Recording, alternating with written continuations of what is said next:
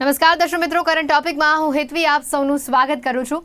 દર્શક મિત્રો, અત્યારે જે પ્રકારે રાજ્યમાં કોરોના વાયરસના કેસોમાં વધારો થઈ રહ્યો છે, 10,000ને આંકડો વટાવી ગયો છે, ત્યારે ચોક્કસથી કહી શકાય કે જે પ્રકારે રાજ્યની પરિસ્થિતિમાં ક્યાંક ને ક્યાંક જે પ્રકારે આ ગંભીર આંકડાઓ જે દેખાઈ રહ્યા છે, પરિસ્થિતિ ક્યાંક ને ક્યાંક બગડી રહી છે, ત્યારે વેપારી સંગઠન હોય કે પછી ડોક્ટર્સ હોય, પેરામેડિકલ સ્ટાફ હોય, અન્ય કલાકારો હોય, કલા જગત ક્ષેત્રે જોડાયેલા લોકો હોય, તમામ લોકો અત્યારે એક જ માંગ કરી રહ્યા છે કે રાજ્યમાં ક્યાંક ને ક્યાંક લોકડાઉન હવે લાવવું જોઈએ, કારણ કે પરિસ્થિતિ ખૂબ જ વિકટ બની રહી છે. એક બાજુના જે આંકડા સામે આવે છે કે હોસ્પિટલમાં બેડ્સ નથી, ઓક્સિજનની પૂરતી સુવિધા નથી, દવાઓ નથી, ઇન્જેક્શન નથી, આ બધાની વચ્ચે આંકડાઓ જે સામે આવી રહ્યા છે, આ આંકડાની સાથે સૌથી વધુ હજી એક જે ચિંતામાં વધારો કરનારી બાબત છે એ છે કે નવા વેરિયન્ટ્સ જે પ્રકારે સામે આવી રહ્યા છે અને આ વેરિયન્ટ્સ પકડી શકાય એમ નથી. તબીબો પણ ક્યાંક આને લઈને ચિંતામાં મુકાયા છે. એટલે આ જે સમગ્ર પરિસ્થિતિનું અત્યારે નિર્માણ થયું છે, વેક્સિનેશનને લઈને જે બાજુ સરકારે કહી શકાય કે ભાર મૂકતી હતી કે લોકો વધુને વધુ વેક્સિનેટ થાય એ જરૂરી છે, જેથી કરીને આપણે કોરોનાને માત આપી શકીએ. પણ પરિસ્થિતિ અત્યારે એવી બની ગઈ છે કે વેક્સિનેશનમાં ભાર મૂકવાની વાત તો ક્યાંક સાઈડ ઉપર રહી ગઈ છે. ટેસ્ટિંગ માટે અત્યારે લોકોની જે લાંબી કતારો જોવા મળે છે, ટેસ્ટિંગ માટે વેઇટિંગમાં તમારે રહેવું પડે છે 24 કલાક સુધી. ત્યારે આ પરિસ્થિતિ આખરે ખૂબ જ ગંભીર અરીસો દેખાડી રહી છે. હાઈકોર્ટે પણ આ બાબતમાં ઇન્ટરફિયર કરીને સરકારશ્રીને અરીસો બતાવવો પડ્યો. સરકારને ક્યાંક વારંવાર હાઈકોર્ટે પણ કીધું કે રાજ્યમાં લોકડાઉન નાખો, વીકેન્ડ કર્ફ્યુ નાખો, પણ સરકાર હજી સુધી કોઈ ગંભીર પ્રકારનો નિર્ણય નથી લઈ રહી. ત્યારે આ ઘણી બધી બાબતો અત્યારે એક ચર્ચાનો વિષય બની ગઈ છે. દર્શક મિત્રો, આજે આ સમગ્ર ચર્ચા કરીશું. મારી સાથે અત્યારે ડોક્ટર પેનલ ઉપસ્થિત છે. આપણે જણાવી દઉં, મારી સાથે અત્યારે ડોક્ટર મિલન મોદી ઉપસ્થિત છે કે જેઓ પલ્મોનોલોજીસ્ટ છે અને સાથે કહી શકાય કે ડોક્ટર મોદી કેસ ક્લિનિકમાં તેઓ કાર્યરત છે. સાથે અન્ય પણ એક ડોક્ટર સુનિલ પટેલ ઉપસ્થિત છે કે જેઓ પ્રેસિડેન્ટ છે, જો પ્રેસિડેન્ટ એકેડેમી ઓફ પીડિયાટ્રિશિયન અમદાવાદના તેઓ પ્રેસિડેન્ટ છે. આ બંને મહેમાનોનું સ્વાગત છે મારી સાથે આ ચર્ચામાં. ડોક્ટર મિલન, આપનાથી ચર્ચાની શરૂઆત કરું કે અત્યારે જે પ્રકારે કેસો સામે આવી રહ્યા છે, પહેલા જ મેં જણાવ્યું કે નવા લક્ષણો જે પ્રકારે કોરોનાના દેખાઈ રહ્યા છે, એમાં સ્થિતિ ઘણી ગંભીર બની રહી છે અને કોરોના છે કે કેમ એ જાણવામાં એટલો સમય લાગી જાય છે. કારણ કે જે પહેલાના લોકડાઉનમાં આપણે વાત કરી કે નોર્મલ તમને કફ થાય છે, શરદી આવે છે, તાવ આવે છે અને ક્યાંક આ તમને એકાદ બે દિવસ કરતા વધારે રહેશે, તમારે તરત ને તરત ટેસ્ટ કરાવવો જોઈએ. પણ અત્યારે કેટલાક કેસો એવા પણ સામે આવે છે કે જેમાં આ ત્રણમાંથી એક પણ લક્ષણ પહેલાના 2-3 દિવસમાં દેખાતા નથી અને પછી ચોથા પાંચમા દિવસે જે તાવ ચડે છે, તાવ ઉતરતો પણ નથી અને પરિસ્થિતિ ખૂબ જ ખરાબ થઈ જાય છે. ત્યારે અત્યારે જે પ્રકારે રાજ્યની પરિસ્થિતિ છે, સરકારી આંકડા જે સામે આવી રહ્યા છે, અનેક બધી દવાની ઇન્જેક્શન્સની અછત છે, આપ આખી પરિસ્થિતિને કઈ રીતે જોઈ રહ્યા છો? ડોક્ટર મિલન જી, આપનો અવાજ આવી રહ્યો છે. આપને મારો અવાજ સંભળાઈ રહ્યો છે? જી મિલન, જણાવશો. તો તમે જે કીધી એ વાત ઘણા અંશે સાચી છે કે આ જે સેકન્ડ સ્પાઇક આપણને જોવા મળ્યો છે, તે દરમિયાન જે દર્દીઓ આવે છે તેની કેટેગરી અને એના પ્રેઝન્ટેશન પહેલાના કોવિડ ઇન્ફેક્શન કરતા ઘણા અલગ પણ આવી રહ્યા છે. પહેલા તમે જે કીધું પ્રમાણે તાવ, શરદી, ખાંસી અથવા શ્વાસમાં તકલીફ, કોરોના. પણ હવેના દર્દીઓ અમે બોડી પેઇન વાળા દર્દીઓ અથવા તો કોઈ પણ અનિયમિત લક્ષણો જેમ કે ઝાડા ઉલટી થતું હોય તો પણ, અથવા તો ઇવન એમને ગભરામણ થતી હોય ને તપાસ કરીએ તો પણ ઘણીવાર પેશન્ટને કોરોનાનો રિપોર્ટ પોઝિટિવ આવી જાય છે. બીજું એક લક્ષણ જે આપણે અલગ જોયું છે તે પહેલાના ટાઈમમાં દર્દીઓને શરદી થાય, તાવ થાય, પછી 4-5 દિવસ, 3-4 દિવસ પછી સીટી સ્કેનમાં ન્યુમોનિયાની અસર થતી હતી. હાલના ટાઈમમાં અમે એવા કેટલા દર્દી જોયા છે કે જે પહેલી વાર તાવ આવ્યો હોય, ફીવર આવ્યો હોય, અને જ્યારે અમે સીટી સ્કેન કરાવીએ તો તરત સીટી સ્કેનમાં 20%, 25% જેટલું ન્યુમોનિયા દેખાય છે. આનું એક મુખ્ય કારણ એ પણ હોઈ શકે કે રિસન્ટ જે આર્ટિકલ્સ પબ્લિશ થયા છે, જે આપણા ગુજરાતમાં અને સુરતમાં જે મ્યુટેશન, એક મેઇન જાણીતું મ્યુટેશન વાયરસ જે ફરે છે, ડબલ મ્યુટેશન વાળું, એમાં એ લોકોનું રિસર્ચ એ રીતના કહે છે કે આ વાયરસ એ એવું સક્ષમ છે કે જે ઇમ્યુનિટીને એસ્કેપ કરી જાય છે. એમ ઇન જનરલ કોરોના વાયરસ જ્યાં સુધી આપણને ઇન્ફેક્શન નહીં થયું ત્યાં સુધી ઇમ્યુનિટીને બિલકુલ ખબર નથી પડતી, પણ આ વાયરસ ઇમ્યુનિટીને એસ્કેપ કરવાની કેપેસિટી બીજા વાયરસ કરતા, પહેલાના વાયરસ કરતા થોડી વધારે હોય એવું લાગી રહ્યું છે. એટલે હાલના સમયમાં દરેક જનતાને, દરેક દર્શકોને એ સલાહ આપવી કે ધારો કે ઘરમાં કોઈ પણ વ્યક્તિ બીમાર હોય, કંઈ પણ તકલીફ થતી હોય, શરીર દુખવું, ખાવાનું ઓછું થઈ જવું અથવા તો અશક્તિ વધારે પડતી લાગવી, એવું કંઈ પણ, તો નજીકમાં ડોક્ટરને જરૂરથી કન્સલ્ટ કરો અને આગળ સમયસર ટ્રીટમેન્ટ કરાવો, જેથી કરીને એકદમ ગંભીર પરિસ્થિતિમાં હોસ્પિટલમાં દોડવાની જરૂર ના પડે. બિલકુલ. અને સુરેશજી, અને આપની વાત અને કહું અત્યારની. જી બીજી જે મિલનજી. તમે વાત કરી એ વસ્તુ 100% સાચી છે કે ગવર્મેન્ટે લોકડાઉન કરવાના ડિસિઝન લેવાના હશે, એ ગવર્મેન્ટ પોતાના સિસ્ટમ પ્રમાણે લઈ શકશે, પણ એવું જરૂરી નથી હોતું કે ગવર્મેન્ટ જ્યારે લોકડાઉન કે ત્યારે જ આપણે લોકડાઉનમાં જવું. એઝ અ રિસ્પેક્ટેડ સિટીઝન અને રિસ્પોન્સિબલ સિટીઝન તરીકે આપણી ખુદની પણ જિમ્મેદારી હોય કે ના અનનેસેસરી વર્ક માટે આપણે બહાર નીકળવું નહીં જોઈએ. જ્યારે નેસેસરી કમ્પલસરી વર્ક હોય તેના માટે નીકળીએ તો બરાબર છે. એ પણ જ્યારે આપણે બહાર નીકળીએ ત્યારે કમ્પ્લીટ પ્રિકોશન્સ લેવી બહુ જરૂરી છે.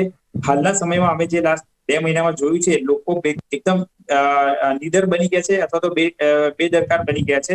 માસ્ક પહેરવું નહીં, ગ્લોવ્સ પહેરવા નહીં, સોશિયલ ડિસ્ટન્સિંગ રાખવું નહીં, રાત્રે રેસ્ટોરન્ટમાં લોકો ભેગા થઈને ખાવા જવું, આ બધી વસ્તુઓ હાલ કમ્પ્લીટલી અવોઇડ કરવી પડશે આપણે 1 મહિના સુધી. ત્યારે જ અત્યારે જે આપણે આ કોરોનાનો સ્પાઇક જોઈ રહ્યા છે તે સબસાઇડ થશે અને કંટ્રોલમાં આવી શકશે. તો તમારે ખુદે સજાગ થઈને સ્ટેપ લેવાના છે. ગવર્મેન્ટ સ્ટેપ આપે એવી જરૂરી નથી. બિલકુલ. નિલેશજી, જે પ્રકારે આપણે વાત કરી કે આપણે જાતે જ ક્યાંક હવે આગળ આવવું પડશે, સરકાર આપશે ત્યારની વાત અલગ છે. સરકાર જયારે લોકડાઉન આપે તો સરકાર જયારે બંધ પડાવે એની રાહ ન જોવી જોઈએ. પણ એક વસ્તુ તો અહીંયા છે કે as a citizen, as a doctor, as a citizen આપ શું માનો છો કે સ્વૈચ્છિક બંધ પાડવું અને સરકાર કડકાઈથી લોકડાઉન નાખે એની ઇમ્પેક્ટ વધારે પડશે? આપને એવું નથી લાગતું? ડેફિનેટલી બંને વસ્તુમાં બહુ મોટો તફાવત હોય છે. પણ આપણે એ વસ્તુ પણ હોઈ શકે પોસિબલી કે સરકારના ડિસિઝન પાછળ ઘણા બધા એ લોકોના નિર્ણય હોય કે જે રિલેટેડ હોય. ફોર એક્ઝામ્પલ, જે વ્યક્તિઓ, ધારો કે ફોર એક્ઝામ્પલ અમારી પાસે કેટલાક દર્દીઓ જ્યારે આવે છે તો લાસ્ટ ટાઈમના લોકડાઉન પછી એ દર્દીઓની અથવા તો એવી હાલત થઈ ગઈ કે ખાવા માટે તકલીફ થતી હતી. બિઝનેસ, ધંધા જે હતા કમ્પ્લીટલી ચોપટ થઈ ગયા હતા. એટલે ઘણી બધી વસ્તુઓના side effect as well as effect આવી શકે. For example, complete strict lockdown કરવામાં આવે તો હા, ઇન્ફેક્શન ધીરે ધીરે કદાચ ઓછું થાય, પણ એવા ઘણા બધા લોકો હશે કે કમ્પ્લીટલી જોબ વિહાના અથવા પોતાના ધંધા બંધ કરીને પોતાનું ખાવાની પણ ખાવા પડી શકે એવું થઈ શકે. એટલે સરકાર લેવલ પર ડિસાઇડ કરતી હોય છે.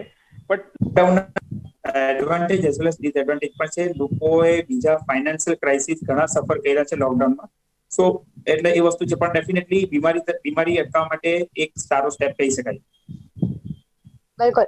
સુનિલજી, આપ શું કહેશો? અત્યારની પરિસ્થિતિ આપણે જે પ્રકારે છાપામાં જોઈએ છે, સમાચારોમાં જોઈએ છે, એના કરતા આજે જયારે એક ડોક્ટરના મોઢે આ પરિસ્થિતિ સાંભળીએ ત્યારે ચોક્કસથી ખ્યાલ આવે. કારણ કે તમામ ડોક્ટરની ટીમ, પછી પેરામેડિકલ સ્ટાફ હોય, નર્સ હોય, ગમે તે હોય, એ લોકો દિવસ રાત જે મહેનત કરી રહ્યા છે અને બીજી બાજુ જ્યાં કેસોની સંખ્યા વધી રહી છે, નવા નવા વેરિયન્ટ રોજ નવા સામે આવી રહ્યા છે, રોજ નવા રેકોર્ડ બ્રેક થઈ રહ્યા છે, મૃત્યુઆંક જે પ્રકારે દિવસે ને દિવસે વધી રહ્યો છે, હાલની આ પરિસ્થિતિ ખૂબ જ ગંભીર છે અને લોકોએ હવે સમજવું જ પડે છે. કારણ કે બીજો કોઈ ઓપ્શન જ નથી. સાચી વાત છે અને લોકોએ ખરેખર સજાગ થવાની જરૂર છે. જો સજાગ ન થાય તો ગવર્મેન્ટે બાય હુક ઓર બાય કુક આ વસ્તુ કરવી પડે એવી છે કે કમ્પલસરી લોકડાઉન હવે આ નેસેસિટી થઈ ગઈ છે. લાસ્ટ ટોકમાં મેં કીધું હતું કે એ પ્રજાએ સમજવાની જરૂર છે, એટલું ગવર્મેન્ટ કંઈ નહીં કરી શકે. પણ હવે એ સ્ટેજે પાર નીકળી ગયો છે કે જેમાં હવે ગવર્મેન્ટે કડકાઈથી ડિસિઝન લેવું પડે એવું છે. અત્યારે ડોક્ટર્સ અને પેરામેડિકલ સ્ટાફ ગણીએ તો બહુ જ એક્સ્ટ્રીમ લેવલે કામ કરી રહી છે, જેમાં હવે જો એમને બી થોડો ઘણો રેસ્ટ નહીં મળ્યો, પેશન્ટ ઓવરફ્લો આનાવો ચાલુ રહ્યો તો એ લોકો પોતે બી થાકી જશે, એ લોકો પોતે બી કામ કરવા માટે સક્ષમ નહીં રહે અથવા તો એ લોકોને પોતાને બી જરૂર પડી શકે છે દવાખામાં દાખલ થવાની. તો મારી જનતાને, જાહેર જનતાને અપીલ છે કે પ્લીઝ તમે સપોર્ટ કરો ડોક્ટર્સને, પેરામેડિકલ સ્ટાફને, ઇવન ગવર્મેન્ટના જે કંઈ બી ડિસિઝન્સ આવે છે એને. નહીં કે તમારી જાતને, પોતાની જાતને હીરો ગણી તમે બહાર નીકળી જાઓ, મને કંઈ જ ના થાય, આ કોરોના જેવું કંઈ જ ના હોય, એ બધી જ વસ્તુઓ માન્ય નથી રાખતી. અને છતાં બી તમને જેવું લાગતું હોય તો તમે કોઈ બી હોસ્પિટલમાં જઈને જોઈ આવો કે ત્યાં રિયલ પરિસ્થિતિ શું છે. તમારા નજીકના કોઈ બી સગાવાળાને પૂછી જો કે જેને કોરોના થયો છે એ લોકો કેવી રીતે હેરાન થયા છે. ખાલી ગભરાવાની જરૂર નથી, પણ સામે સજાગ રહેવાની બી જરૂર એટલી જ છે કે પ્રિકોશન્સ રાખીને તમે કામ કરશો તો ખોટા પેનિક સ્ટેજમાં નહીં જાઓ, દવાખાના માટે ભાગમ દોડ નહીં કરો, તમે પ્રોપર વેમાં ટ્રીટમેન્ટ થશે. પણ જો આંધળે બેરું કૂટશો તો તકલીફ વધી જશે. એટલે જાહેર જનતા પ્લસ સરકારને મારી અપીલ છે કે ફોર્સફુલી લોકડાઉન લાવો, ભલે 15 દિવસનું લાવો, ભલે ટૂંક સમયનું લાવો, બીજી સગવડ કરીને કરો કે જેને રોજ ખાતા પીતા એટલે સવારનું કમાઈને સાંજે ખાવાનું એવા લોકો માટે ખાસ કોઈ જોગવાઈ કરીને લોકડાઉન લાવો. પણ લોકડાઉન લાવવું એ જ હવે મારા હિસાબે એક રસ્તો છે હવે. બિલકુલ. અત્યારે નવા વેરિયન્ટની વાત કરીએ સુરેશજી, તો ખાસ કરીને બાળકો અને મહિલાઓમાં ઘણી જ બધી ચેન્જીસ એવા જોવા મળે છે. બાળકોને કેટલા બધા એવા કેસીસ ડોક્ટરના મોઢે એવું સાંભળેલું છે કે ક્યાંય બાળકને 2-3 દિવસ તાવ આવ્યો જ ના, નોર્મલ ખાલી ઝાડા ઉલટી થયા હોય, પેટમાં દુખાવો થયો હોય અને પછી ક્યાં ખબર પડે કે એ બાળક પોઝિટિવ હતું.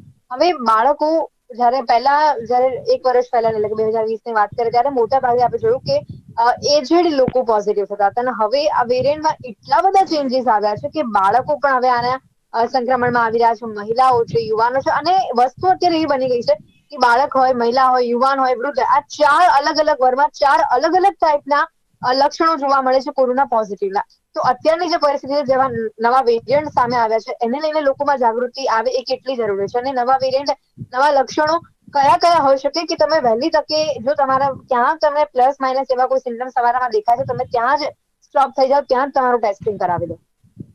અત્યારે હું ફ્રેન્કલી કહું, તમારી પ્રેક્ટિસમાં અમે કોઈ બી પેશન્ટ આવે તો પહેલું સસ્પિશન, ભલે એ સિમ્પલ સામાન્ય હેડેક હોય, સામાન્ય ઉલટી હોય, સામાન્ય બોડી એક હોય, તો બી અમે આ વસ્તુ વિચારી રહ્યા છીએ, અને જેમાં 50 થી 60% કેસમાં અમને આ કોરોના વાળા લક્ષણો બધો પોઝિટિવ દેખાયા છે કેસીસ. એટલે મારી જ્યારે જનતાને અપીલ છે કે તમને રૂટીન કરતા કોઈ બી સિમ્ટમ્સ દેખાય, કે જે હાથ પગ દુખવા છે, માથું દુખવું છે, ચક્કર આવવા છે, ખાવાનો ટેસ્ટ જતો રહેવો છે, ઝાડા ઉલટી થવા છે, પેટમાં બીજી કોઈ તકલીફ થવી છે, મગજમાં કોઈ તકલીફ થવી છે, તો આ બધા જ લક્ષણોને તમારે કોરોના તરીકે વિચારી અને એટલીસ્ટ પ્રિકોશન્સ લેવા જોઈએ.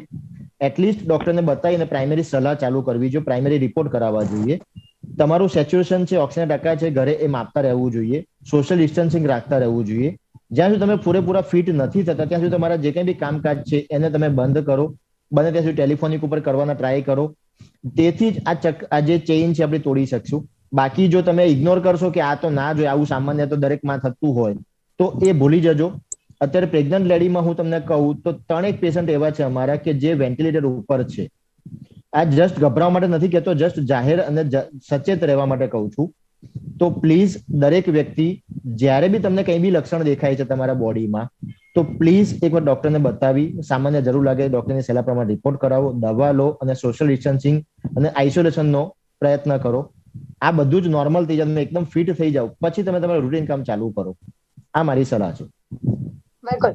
મિલેશજી, અત્યારે ક્યાંક ને ક્યાંક જોવા જઈએ તો જે પ્રકારે વેક્સિનેશન ઉપર ગવર્મેન્ટ ભાર આપતી હતી, હવે એ ભાર ક્યાંક મુકાયો છે ટેસ્ટિંગ ઉપર. વેક્સિનેશન, લોકો પહેલા તો વેક્સિન લેતા ગભરાઈ રહ્યા છે, કારણ કે વેક્સિન લીધા પછી જે 3-4 દિવસ તમારામાં થોડી ઘણી વીકનેસ આવે, તમને માઇનર એવો તાવ આવે, એના કારણે લોકો ગભરાય છે. કારણ કે ગભરાવાનું કારણ કે મોટા ભાગના કેસીસમાં એવું આવ્યું છે કે વેક્સિન લીધા પછી પણ વ્યક્તિ ક્યાંક ને ક્યાંક પોઝિટિવ થાય છે. નો ડાઉટ એનામાં કોવિડના સિમ્ટમ્સ બહુ લાઇટ હોય, બહુ ઓછા પ્રમાણમાં, પણ છતાં પણ એ પોઝિટિવ કોવિડ આવે છે. સાથે હજુ એક વાત કે ટેસ્ટિંગની જયારે અહીંયા વાત કરીએ ત્યારે જે સરકાર વેક્સિનેશન પર ભાર મૂકતી હતી, એ સરકાર અત્યારે ટેસ્ટિંગ પર પણ પૂરેપૂરું ભાર નથી મૂકી શકતી, કારણ કે તમે જુઓ, ટેસ્ટિંગ માટે પણ તમારે જવું હોય, તમારે 24 કલાકનું વેઇટિંગ કરવું પડે છે. તો આ પરિસ્થિતિ કેટલી ગંભીર, કેમ કે તમારી પાસે પૂરતી સંખ્યામાં ઇક્વિપમેન્ટ્સ જ નથી. તો તમે કઈ રીતે અત્યારે આ પરિસ્થિતિ છે એને થાળે પાડશો? કારણ કે હાઈકોર્ટે પણ આમાં કીધું કે મેડિકલ એમરજન્સી જેવી પરિસ્થિતિ ઊભી થઈ ગઈ છે, કંઈક હવે એક્શન લો તો સારું કહેવાય. છતાં પણ ક્યાંક ને ક્યાંક રાજ્યમાં જેસે છે તેવી પરિસ્થિતિ જોવા મળી રહી છે. ટેસ્ટિંગ બાબતે જે મેં આગળ વાત કરી, ક્યાંક નીરસતા જોવા મળી રહી છે. લોકો સામે જઈને ટેસ્ટિંગ કરાવવા માંગે છે તો પણ નથી કરાવી શકતા, કારણ કે વેઇટિંગ છે. હવે આ વેઇટિંગમાં એ પેશન્ટની હાલત વધુ ગંભીર થઈ જાય, અથવા તો અન્ય કોઈ વ્યક્તિને સંક્રમિત કરી દે, તો કેટલી ગંભીર બાબત કહેવાય. જો હેતલબેન, એક વસ્તુ તમને ખાસ આ ટોપિક રિલેટ કહેવા માંગીશ કે એઝ અ આપણે દર્શક તરીકે અથવા તો એઝ અ જાહેર જનતા તરીકે આપણે આપણી વિચાર શક્તિને વધારે કેળવવી પડશે. આ સિનારીઓ નોર્મલ નથી. જે હોસ્પિટલમાં 50 બેડ હતા, એ હોસ્પિટલમાં અત્યારે 150 પેશન્ટ એડમિટ છે. જે હોસ્પિટલમાં 20 નર્સ 50 પેશન્ટને ટ્રીટ કરતી હતી, અત્યારે 10 નર્સ અથવા 5 નર્સ 50 પેશન્ટને ટ્રીટ કરે છે, 150 પેશન્ટને ટ્રીટ કરે છે. શું કામ? કારણ કે પેશન્ટને એટલા બધા બેડ એડમિટ થવાની જરૂર પડે છે, હોસ્પિટલો પોતાની સર્વિસ વધારે છે, કરીને પેશન્ટોને સેવા આપી શકે. સાથે જ ઘણા બધા સ્ટાફ પોઝિટિવ થાય છે, ઘણા ડોક્ટરો પોઝિટિવ થાય છે, બીમાર થાય છે, તે લોકોએ રજા પર જવું પડે. એટલે ક્રાઇસિસની સિચ્યુએશન કહેવાય. જ્યારે આપણે કોઈ પણ ક્રાઇસિસમાં ડીલ કરતા હોય, ત્યારે આપણે આપણી એક્સપેક્ટેશનને એ સિચ્યુએશન પ્રમાણે રાખવી યોગ્ય કહેવાય. નોર્મલ સિનારીઓમાં દરેક ટેસ્ટ રૂટીનલી થતા હતા, એના રિપોર્ટ પણ મળતા હતા, બધા હતા. અત્યારે અમે જયારે રિપોર્ટ મોકલીએ છીએ તો પેથોલોજીસ્ટ 24 કલાક ટેસ્ટ કરે છે. સવાર સાંજ રાતે ઓવરનાઇટ કરીને પણ પોતે રિપોર્ટ કરે છે, તેમ છતાં રિપોર્ટ ડિલે થાય, કારણ કે દરેક વસ્તુની એક લિમિટેશન હોય. તમે એક ટેસ્ટ 5 ટેસ્ટ એક દિવસમાં મોકલતા હોય ને, એક 500 ટેસ્ટ એક દિવસમાં મોકલે, એ વસ્તુ પોસિબલ નથી કે એના બધાના રિઝલ્ટ મળે.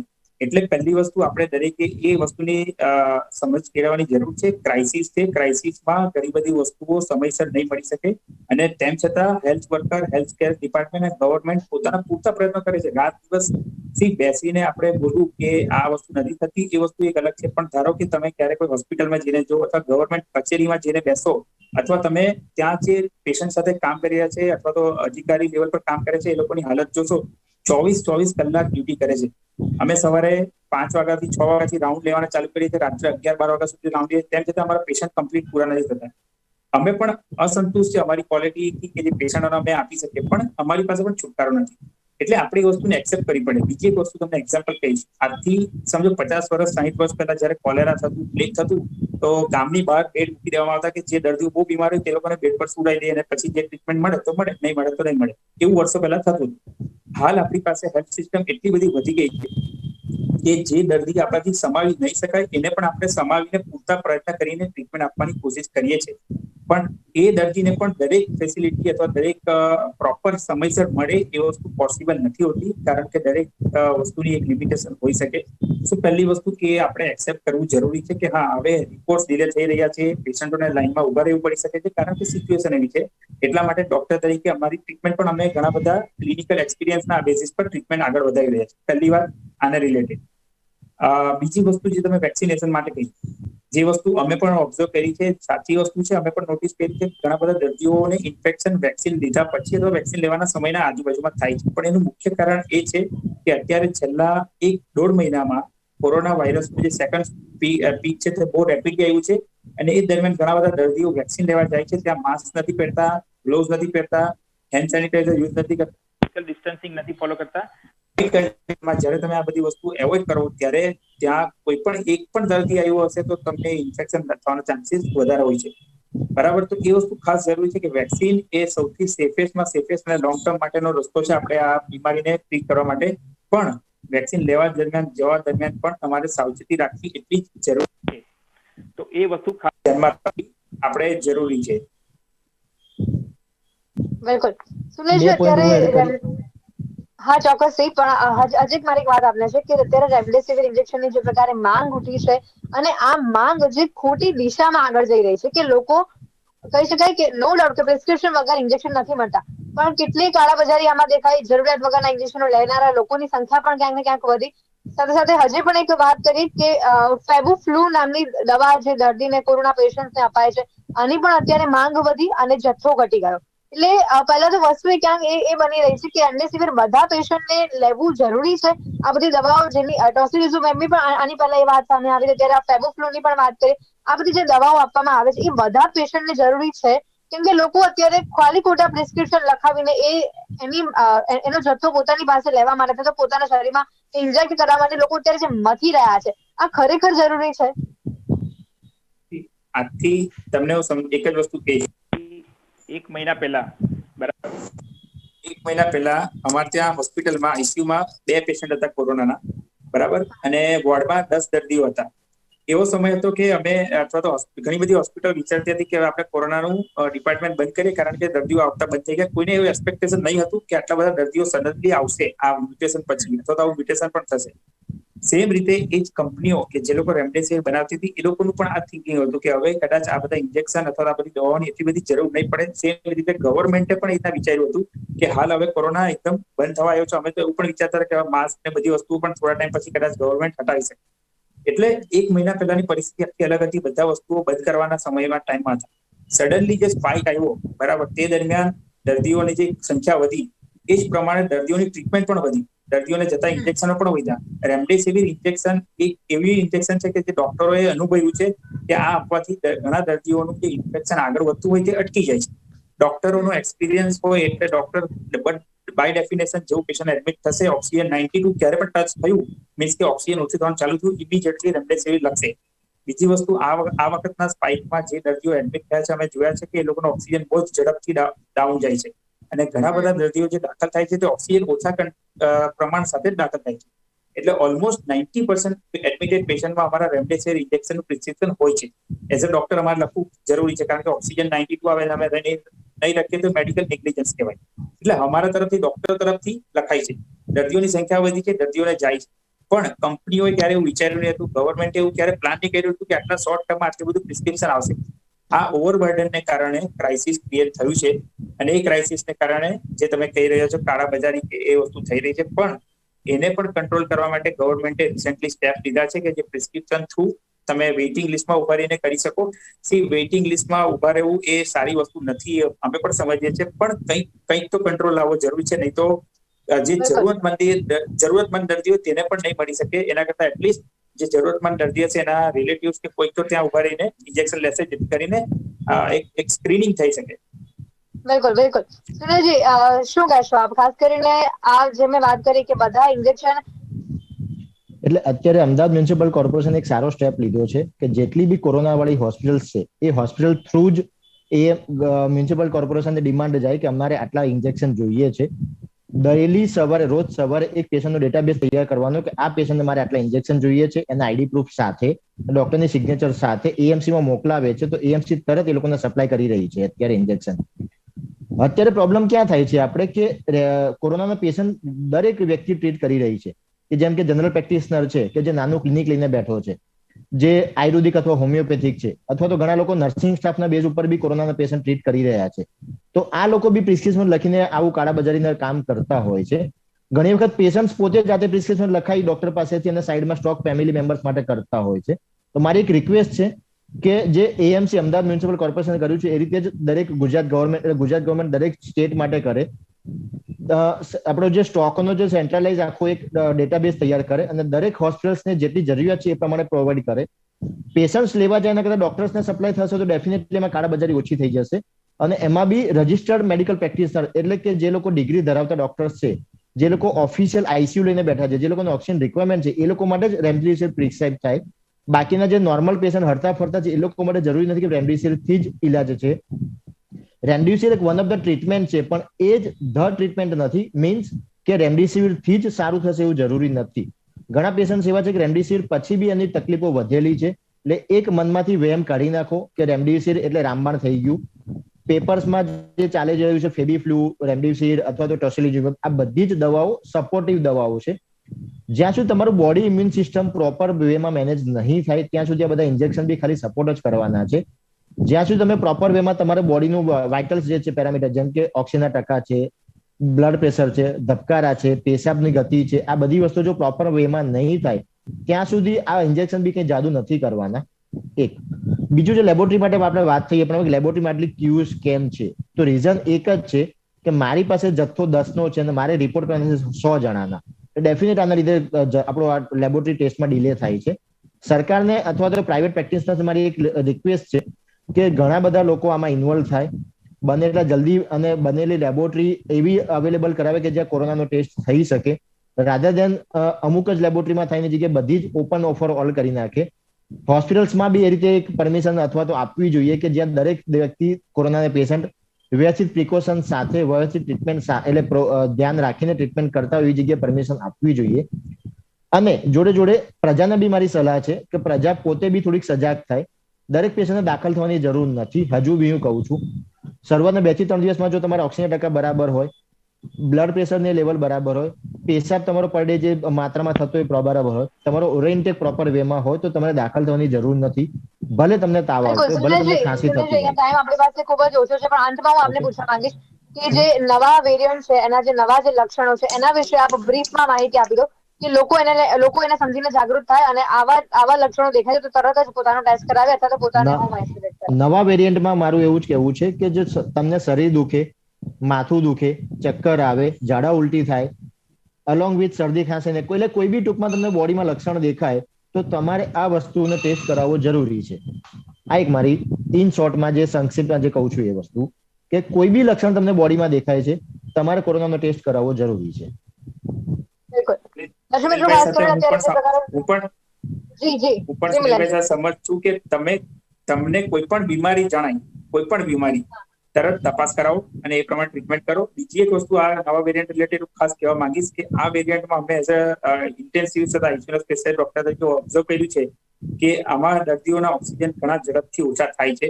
તો ધારો કે તમને રિપોર્ટ પોઝિટિવ આવે અથવા તમારું કોરોનાનું ડાયગ્નોસિસ થઈ ગયું હોય તો બિલકુલ સાવચેત રહો, ઓક્સિજનનું કન્ટિન્યુઅસલી મેજર કરતા રહો, અને જો ડોક્ટર સલાહ આપે એડમિટ થવાનું છે, 1 દિવસ 1 કલાકનું પણ રાહ નહીં જુઓ.